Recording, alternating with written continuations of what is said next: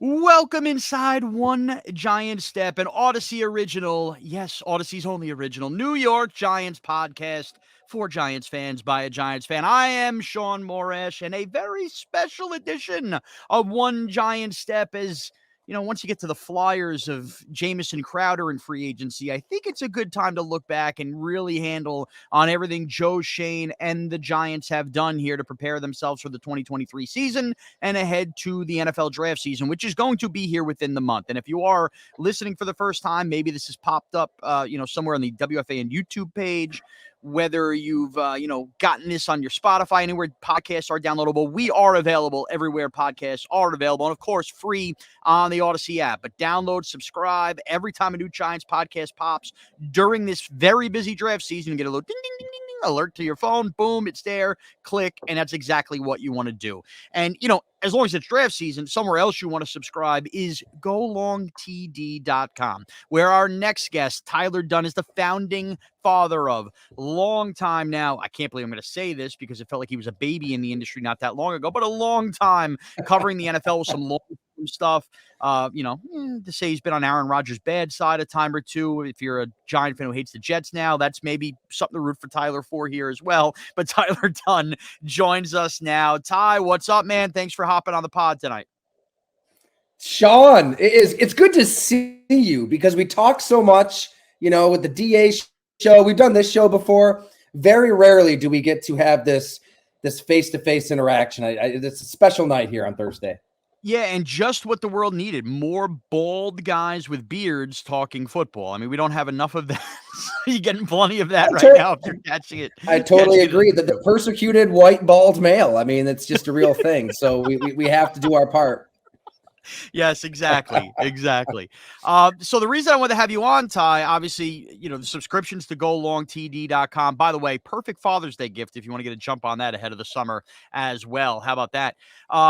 You did a little bit of a piece after the Giants had, their initial whammy week, which was getting the Daniel Jones deal done at the deadline, tagging Saquon, and then attacking free agency, I thought very smartly, waiting for the linebacker market on that first day to come to them with Bobby Okereke, eventually trading for Darren Waller, not necessarily opening up the wallet for a big-time wide receiver, but they still get a big-time pass catcher. Before we break down every move like that, I set that up to say Giants fans might remember you because you really had the true takedown piece from outside the inner New York City market on the end of the Dave Gettleman era. It was a multiple part series you did in golongtd.com on basically how the heck the Giants went from this Super Bowl champion traditional organization to one of the worst run organizations in football.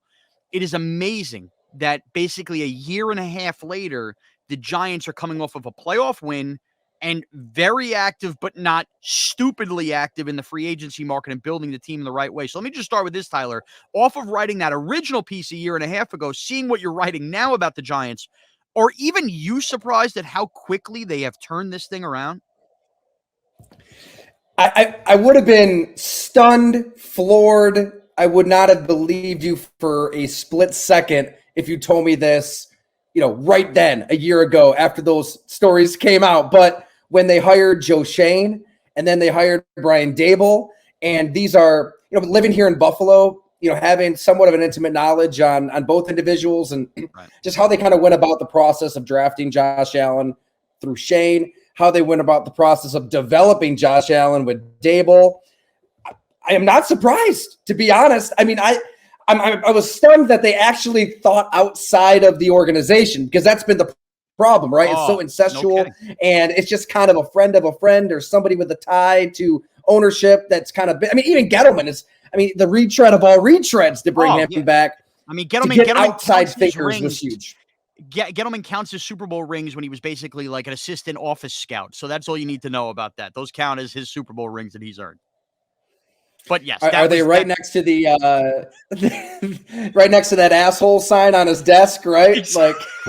Exactly. No, exactly. But yeah, it's amazing. And by the way, some of the names they brought in, it's funny to look back. Ryan Poles, who's now the general manager of the Bears, who might be having a home run offseason. I bring that up. This Adrian Wilson was another guy. Kind of the names you saw go around.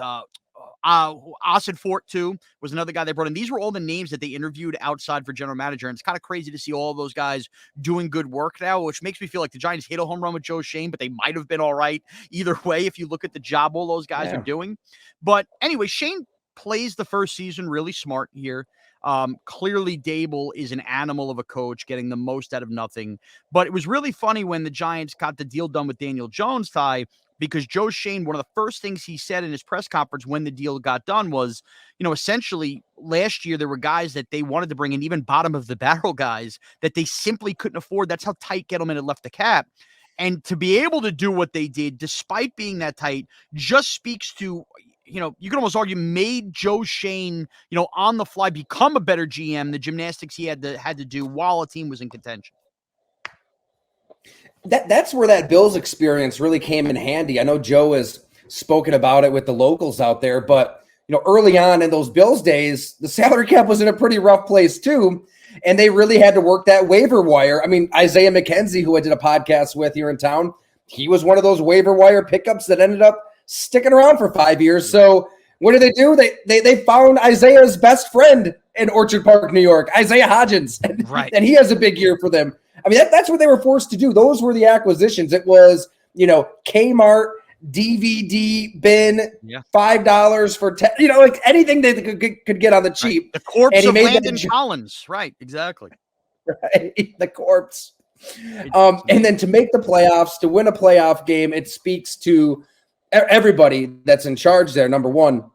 But I just love, not to get ahead of ourselves here, but I just love Joe Shane really giving Daniel Jones a full year of evaluation here. It would be really easy for him to come in. And the number one reason I love the hire, Shaun, is this is somebody who has basically lived out of a Marriott scouting games for the last 2 decades. I mean, his whole young adult life as he builds a family. I mean, he spoke to Matthew Fairburn, a buddy of mine, for a story at The Athletic a few years. He went on a scouting trip with him. And I mean, he's missing like youth championships and birthdays, all this stuff, because he's so devoted. You need somebody who's had their eyeballs on players. And it sounds simple, but the Giants were pretty close to hiring a GM who was, I mean, I'm sure he's very good with the cap, but Abrams is not somebody who is, it's come up through the scouting world like a Joe Shane. That's what they needed. And young and fresh and bringing innovative ideas. So for him to come in after sacrificing so much, somebody gets this job. I think that temptation to want to bring in your guy, your quarterback, clean house, man, it's got to be so strong. And we see it all the time. So for him to just kind of tap the brakes, give Daniel Jones a full year, and then evaluate him from day one all the way through those 2 playoff games, and then reach the contract, the compromise that they did, which, as you know, as a Giants follower, Giants fan, it is pretty team friendly. I mean, it's the perfect compromise. It speaks to his level-headedness as a GM. I mean, I think that they're in great hands. Ty, you've literally, this is why you're great at radio, because you've also just set up my next follow-up question. So before we get to the ins and outs of what you like about the Daniel Jones deal, because you also had a Daniel Jones piece at golongtd.com towards the end of the year, which I believe was pre-playoff win as well. Let me just say this. What you just hit on Shane is something that I don't think is being written about or talked about enough. And I think every Giant fan worth the salt would have agreed you did not need to pick up Daniel Jones' 5th-year option. And if it wasn't about talent, it was certainly about injury. He was a guy who was banged up for 2 years in a row, and you might as well roll the dice. But what we've seen and what we've grown accustomed to, Daniel Jones is the first guy with that 5th-year option decline to get a second deal with a team.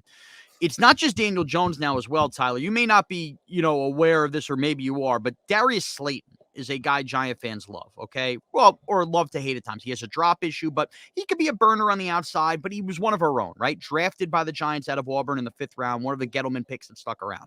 He was a guy left for dead on the Giants roster in August, okay? He was going to be the 6th, maybe 7th receiver. They had to ask him to take a pay cut from $2.5 million to $1 million, or he was going to be flat out cut. He decided to stick around. They tried to trade him. He ends up essentially becoming the Giants' most valuable receiver in the second half of the year when Tony is traded, Galladay. So, Giant fans listening understand this, but he ties into Daniel Jones with this. Joe Shane, seemingly with Brian Dable, entered their Giants tenures and training camp with the idea Daniel Jones maybe Saquon Barkley, and for sure Darius Slayton were all not going to be part of the Giants in 2023. They had to get through, let these guys' contracts run out, and they were going to put their own fingerprints on it. I think those guys all coming back for different various prices in any which way, shape, or form is refreshing. Not that the Giants are necessarily keeping their own, but it's refreshing that a regime went into something where they were pretty certain maybe that those guys were gone. For sure, they thought Slayton was gone, but they were willing to be proven wrong. And that's exactly what happened with all three of those guys. And to not be stuck and set in your ways, specifically at the general manager spot, I mean, that is such a refreshing approach in the modern NFL, Tyler. I could not agree more. I mean, egos abound, right? Newsflash, they're everywhere in front offices, on coaching staffs. You don't get to that position of power if you don't believe in yourself, if you don't have a gigantic ego in your own beliefs, your own eyeballs, wanting to get your guys in there. And that's why teams are constantly hitting reset. And usually, I shouldn't say usually, it's about probably 50-50. Sometimes it works, sometimes it doesn't. It worked in Buffalo, right? And that's what makes us that much more stunning, Shaun, is when Shane was Brandon Beane's right-hand man, they ended the drought in Buffalo. 17 years in a row, no playoffs. Yeah. They end it with guys like it's Tyrod crazy to Taylor. think that was a drought now because the Bills are in the playoffs every year, but that was a big deal Right. when Andy Dalton basically helped the Bills get in the playoffs that day. It was a huge deal. Oh my God. At the time, it was one of the greatest moments in Buffalo Bills history. It didn't even involve the Bills. Andy Dalton hitting Tyler Boyd for a touchdown against Baltimore. I mean, I had family members that went out in East Aurora, like a suburb here, just to be out, just to see the reaction. I mean, crying tears of joy as adults. It was a crazy night. But my point being, like, they end the drought with, a lot of players from the previous regime. My podcast co-host Jamonis and Doug Whaley. He was Doug Whaley's right-hand man. A lot of their players, they win 9 games, they get to the playoffs, they lose to Jacksonville, and then what do? They move on from Tyrod, they move on from a lot of these players. They draft Josh Allen over Josh Rosen, which, by the way, Bills fans were really pissed about at the time. If you want to have some fun, go back and find the original Bills tweet when they took Josh Allen. Right. They were livid. They were livid. In college, right? Exactly. By the way, I was livid the Giants took Saquon over Josh Rosen, but still, whatever. We all wanted Josh. I know. Rosen. Yeah. It's, oh my God. Yeah. Because he was the UCLA prototypical tough. We saw him on primetime, all that stuff. But they hit reset. Like they brought in Beasley, John Brown. They started to kind of like try to make the team in their image, started at the quarterback position. So I would think that was probably Joe Shane's plan. Not to put words in his mouth, but just judging him and the Giants off of their actions year one when they're just trying to survive cap-wise, and they go in there with Daniel Jones. He doesn't have much around him. It's all right. We might win 3-4 games, and then we're going to find our quarterback. Daniel Jones changed those plans, and most importantly, Joe Shane was open to Daniel Jones changing those plans. So that's where you give me more credit. Like where he came from, I mean, they're not taking the Bills' path. Like they're willing to let this continue on with Daniel Jones, and it's as much a Brian Daboll extension as a Daniel Jones extension. You're just you want to keep if Daboll this really doesn't believe in Jones, right? Exactly. If Daboll doesn't believe in Jones or get him, that's not going to matter either. But it's again, as I just pointed out, their ability now to show, and by the way, show other players, hey, you come here, you prove yourself, you can earn more money down the line. They've now shown this. I mean, Saquon to a lesser extent, but mainly with Slayton and Jones, because of course Saquon hasn't signed. Now let's transition to the week that was and the Daniel Jones deal to start off before we get into what else the Giants are doing around him.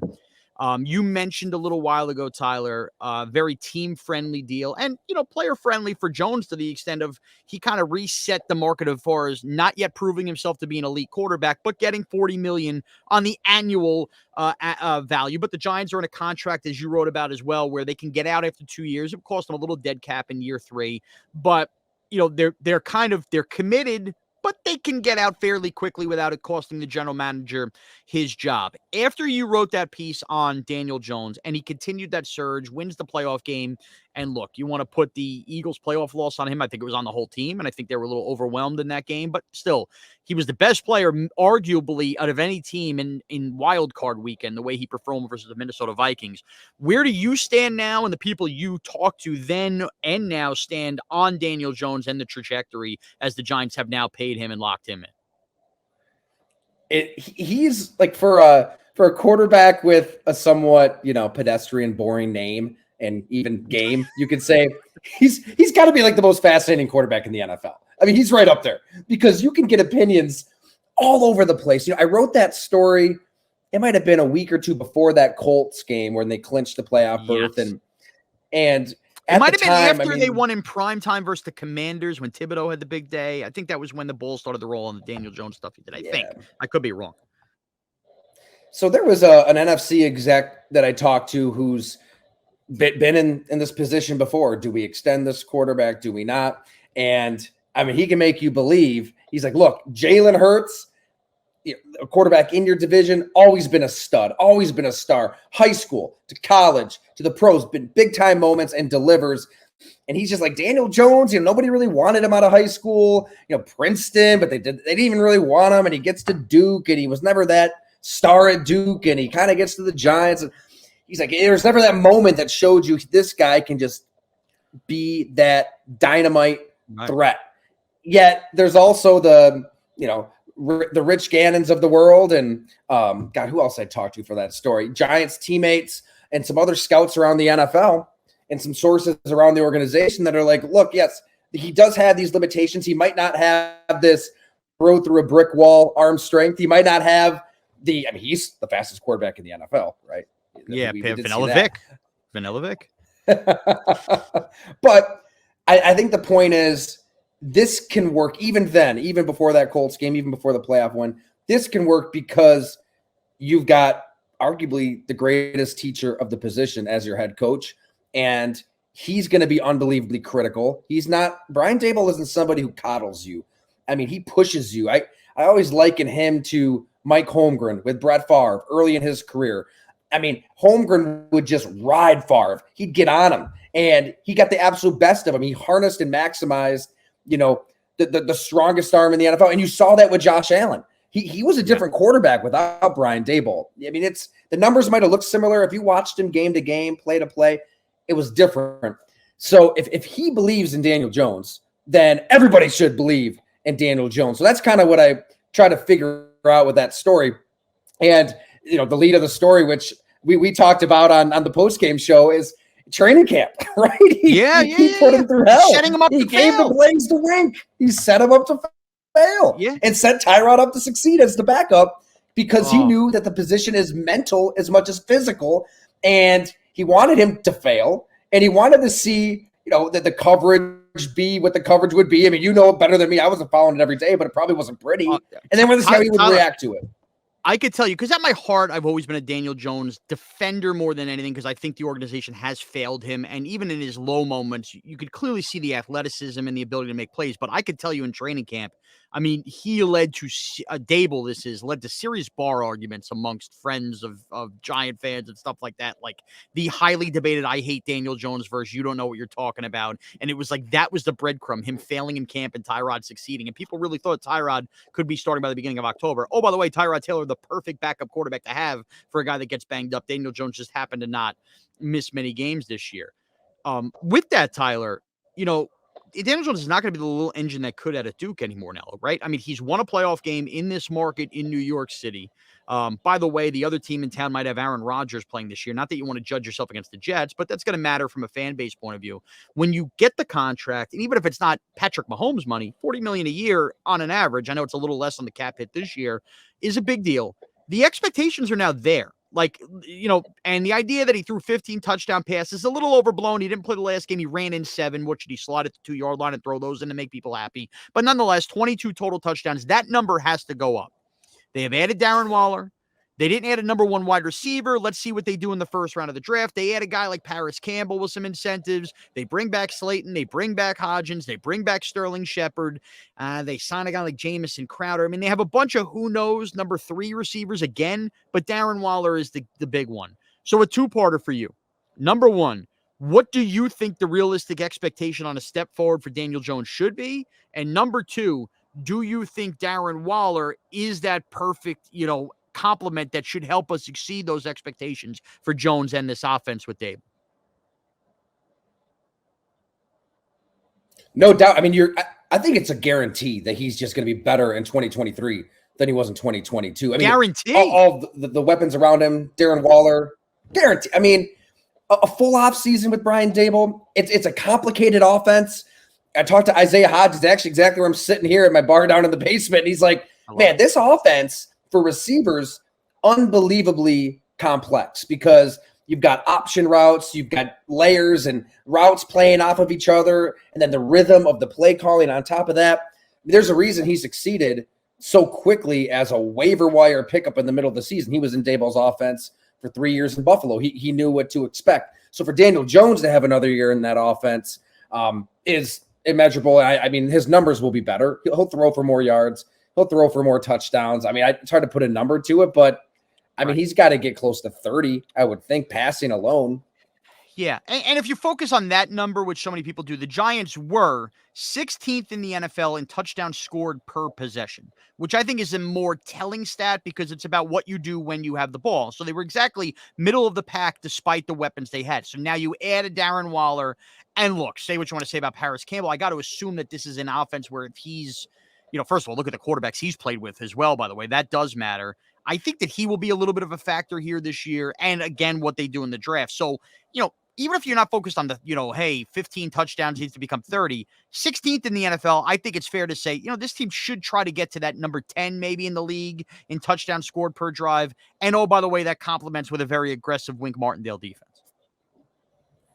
Totally. And I love the Darren Waller trade because this is just another smart, forward-thinking move by Joe Schoen to look at the wide receiver market. I don't know. I could be wrong. I'm not spending too much for Jacoby Myers and Juju Smith-Schuster and Alan Lazard. Good, not great players. The Giants just did that with Kenny Golladay. We just did that with Kenny Golladay. We have scars, Tyler. Scars here. Yeah, I thought you weren't allowed to say his name, actually. I'm surprised this podcast he scored that touchdown versus Philly in Week 18 from Davis Webb, so he'll forever be immortalized. You know what? He had a big block in the playoff win over the Vikings, too. A big run block. That was Kenny Galladay's signature moment as a Giant. Oh, my gosh. It's like the NFL's Bobby Bonilla of sorts, right? They should just kind of stretch that money on out. But I mean, Darren Waller, that's the guy. He has the potential to be special. Great. I mean, we saw it. It was just in 2019, 2020 that he is statistically one of, if not the most dynamic threat at tight end in the game. I mean, he's huge. He's athletic. He's got it all. I mean, huge if the injuries, specifically that hamstring injury. It sounds like he's going to monitor it. He's going to really take it easy in the offseason and that he's on the same page as the Giants. I'm sure they're not going to push him through OTAs, through minicamp, through I mean, he's got to get up to speed in this offense that we just said is really complicated. But you want him healthy. And if he is healthy, he's the player that can bust open this passing game, even at 30. I mean, he's not 35, 36. I think you're still looking at, a few years in his prime. And what I love most about it, Shaun, is, I mean, we'll see if they extend him before the season. I'm not really sure what they'll do there. I love getting players on one-year deals. Yeah, he did a conversion to give them more salary cap room, but it didn't tack on any years. So I'm with you on that. And Waller's admitted that his dad grew up a Giant fan, so he has that dad home thing. And by the way, his 30's a little younger because remember he didn't play as many snaps early in the game in his career. And oh, by the way, addiction, yeah. And another thing to note, for any Giant fan who maybe keeps focusing on the wide receiver part, and I'm with them. Remember, Mike Kafka comes from the Kansas City offense with Travis Kelce. Brian Dable was the tight ends coach in New England with Rob Gronkowski. These two guys' minds putting together and molding this offense are going to know how to utilize tight ends, and they will run a lot of 2 tight end sets because they like Daniel Bellinger as well. So look, Waller will split outside at points. So I am definitely less fearing because they don't have a true number 1 wide receiver due to Darren Waller. But you brought up the injuries, Tyler, and I know we've done a nice glossing of Joe Schoen, and deservedly so. I love the man as a Giant fan. I do. This is an offseason offensively where it's fair to say the reason they're able to get Waller so cheap in a trade is his injuries the last couple of years. I brought up Paris Campbell because that's the sexiest name at wide receiver they signed, a guy who was a second-round pick that's been oft-injured with the Indianapolis Colts. Finally was healthy this past year. Sterling Shepard, they brought back on a bare minimum. I'm not sure what you could expect from him. He might be there holding the fort for second-round pick Wan'Dale Robinson, who, by the way, is coming off a torn ACL. Do you think that Joe Schoen is, potentially is put together too much of a risk mixed bag of guys with injury histories that could ultimately lead to the demise of this Giant offense. And again, Daniel Jones being set up to fail. Ooh, I think that there's maybe my glasses are a little too rosy here, but I feel like they've got a lot of guys and a lot of guys who can contribute. I like Hodgins more than most. I think this is a player who's he's the healthy given. We're looking at him as like the next Amani Toomer with the Giants. That's kind of like the way he's viewed right now. Yeah, it's and Slayton, you mentioned him. Campbell is off of a career year with Indianapolis, and that offense was a train wreck last year. I mean, you've got Sam Ehlinger and Nick Foles and Matt Ryan's. I mean, 690 years with Sam Ehlinger, 690 yards receiving with Sam Ehlinger, Nick Foles, and Matt Ryan. I mean, on the scale, that's like 900 yards with Daniel Jones, right? And Brian Daboll's offense, it certainly feels like that. It doesn't. I guess it's the nature of the offense, too. With Saquon still there and the offense still running through him, which, by the way, that's worth $10 million this year. To me, that's good for all parties involved. Obviously, they'd probably like to get the number down, maybe another year after that. But still, he's in his prime, which you can't say about a lot of running backs. It's not an offense where you're going to be spreading it out with 4 or 5 wide and just – I don't think you need this number one prototypical X that you're going to target 15 times a game in a Brian Daboll offense. And I get it. He had that with Diggs, but the year before they had Diggs, that offense was still pretty damn good. And that was just Josh Allen's second year in the NFL. You had John Brown, Cole Beasley. They still made the playoffs. They blew it against Houston. I think that this offense is a lot better than that one. And maybe it's because I wrote the blood and guts how tight ends say football, right? Which if you subscribe to Go Long annually, I'll send you a copy. Got to work that marketing in, Sean. Jeremy Shockey. We love Shockey. He's worked in there. Yes, exactly. Tyler, that was my favorite chapter by far. Yeah, Shockey's the best. That was my AOL screen name. My AIM screen name was Shockey for Prez 80. Was my favorite player. Loved it. I mean, obviously I'm a high school kid at that point. Loved Jeremy Shockey. Let me transition to something real quickly, Tyler, before I let you go on. And thank you. I'm very thankful for your time here on One Giant Step. You wrote about last week and the week that the Giants had about the potential of them overtaking the Eagles. That was kind of in the tagline at the beginning, setting themselves up for that. That is clearly should be the Giants' goal, right? They're one of the last 4 NFC teams standing, and they get bludgeoned by the team that wins the NFC. That's the team in their division. They got to play them twice. We understand the Giant Eagle thing. We hate the Eagles. They hate us, but we can't beat them lately. All right.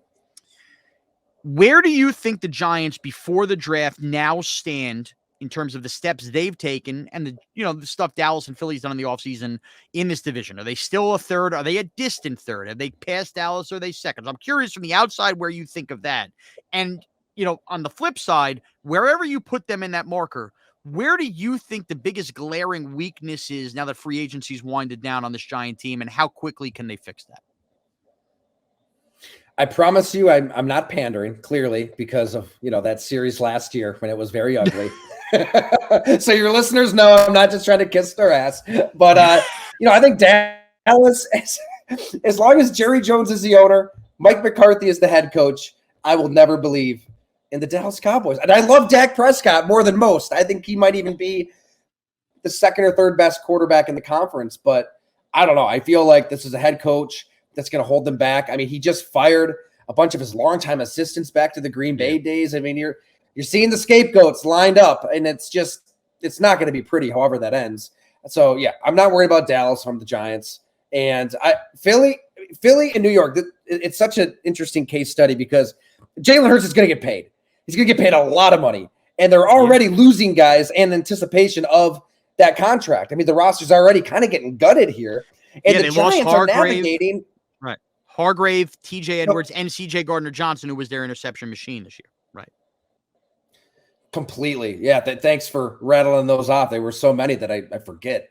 But the Giants, they're willing to take on that middle ground, which I think speaks to Joe Schoen and Brian Daboll too, where it's not all or nothing in their mind. It's not, we either have a transcendent top 5 quarterback or we're going to tank for a rookie, which is kind of where all these teams Sorry, I got to turn down the monitor. I thought my daughter was waking up there for a second.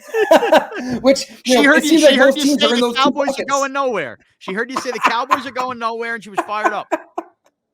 Ella woke up and said, "What the hell, Dad? Come on." So, I mean, the Giants were willing to take on that dangerous middle ground, which can be purgatory for teams. The Bills lived in that middle ground for most of 2 decades, and you can get sucked in, and it just holds you back like quicksand, and it's a slow and torturous death. The Giants weren't afraid of that. I love the Daniel Jones contract because he can take you to the playoffs. Now you're giving him more weapons. You're giving him another offseason in this scheme, yet it doesn't preclude you from doing exactly what Andy Reid did in Kansas City. I mean, Alex Smith is probably the perfect comparison to Daniel Jones. Yeah. Winning games, safe with the football, athletic, probably a little better arm too. But if they see another Patrick Mahomes, they're going to draft him. They'll trade a first-round pick and move up and take that guy. And I'll take Brian Daboll's sense for the position over anybody in the NFL. So they could do that next year's draft, the year after that. And so you're not going to get tied up. As bad as that contract looked to a lot of people, it's really not that bad because worst case scenario, he's so damn good that it is a 4-year contract, and then $40 million a year in year 3 or 4 of that contract, it's a bargain. Yeah, especially if the cap explodes, right? Exactly. Totally. And who knows who in the draft, say the wheels just totally fall off this year. It's disaster. It's everything that people expected in 2022. Hell, Caleb Williams out of USC might be looking pretty, the top 10. Right. There's so many different scenarios that I love the patience in just kind of keeping a good thing rolling. And to answer your question, I feel like they were able to retain good players. The Eagles lost a lot of really good players. I think those lines cross year 2 of Daboll's scheme, and the Giants win the division. Giants win the division. Okay, well, there you go. Tyler Dunne. I'm not even going to let him say anything else after that.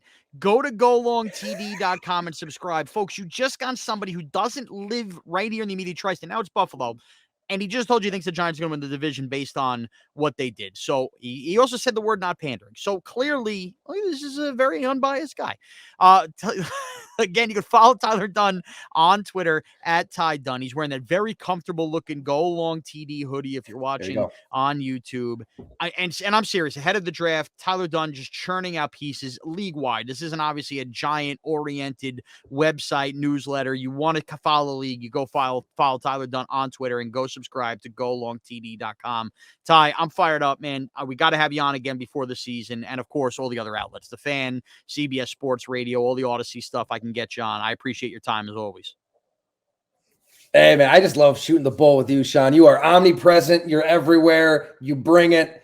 Anytime you want to talk Giants, anything at all, let me know. And we'll keep the Giants content rolling. I mean, I see these fans subscribing, and it just is more incentive to dig up some good Giants stories. So we'll definitely. We care again, Tyler. We care. We've been dug up from the death of Dave Gettleman, and we care again after 5 years being the worst team in football. The bags are off of the head. Exactly. Thanks to Tyler, as always. Thanks to our producer, James. And thank you to everybody for listening, subscribing. Again, anywhere podcasts are available and free on the Audacy app. Thanks for taking one giant step with us.